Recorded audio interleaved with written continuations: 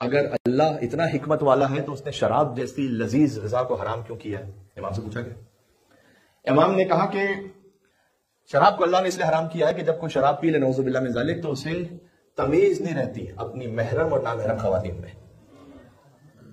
بات واضح ہے کہ نہیں؟ ایسا ہے یا نہیں؟ اچھا، اس پورے سلسلے کو آپ دیکھ لیجئے، یزید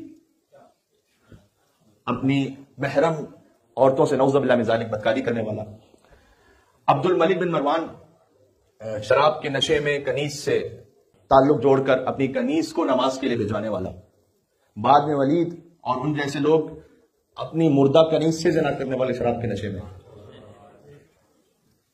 امام نے کہا کہ تمیز نہیں رہتی، تو اس نے کہا کہ اگر شراب کا یہ معاملہ ہے تو پھر ذبیحے کو کیوں رکھا اللہ نے؟ گوشت تو کم از کم حلال کر دیتا، چاہے کسی بھی طریقے سے مارا جائے۔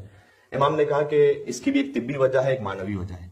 طبی وجہ ہے، میڈیکل ریزن یہ ہے کہ جب ذبیحہ ہو جائے شرعی تو وہ خون نکل جاتا ہے کہ جو مضر صحت ہو اس گوشت کے لیے۔ آج کی دنیا میں نہ لے کر آئیے گا کہ ہم تو فیکٹری میں جا کر اس کو کیمیکلز یا اس کو اتنا برن کر کے ان سب چیزوں کو ختم کر دیں گے۔ دین آفاقی دین ہے، آج یہ ساری فیکٹریاں ہر جگہ موجود بھی نہیں ہیں اور یہ آج بنی ہے۔ امام علیہ السلام نے کہا کہ اس کی میڈیکل ریزن یہ ہے کہ جب وہ خون نکل جائے تو وہ خون جو مضر صحت تھا وہ نکل گیا جانور کے جسم سے۔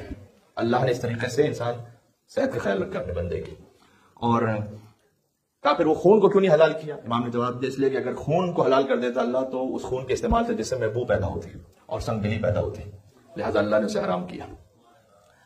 اور پھر امام نے فرمایا اس کی معنوی وجہ یہ ہے کہ جب تم ذبیحہ پر اللہ کا نام لیتے ہو تو وہ جو غذا کھا رہے ہوتے ہیں وہ اللہ سے منسوب ہو جاتی ہے۔ وجہ سمجھ میں آ رہی ہے؟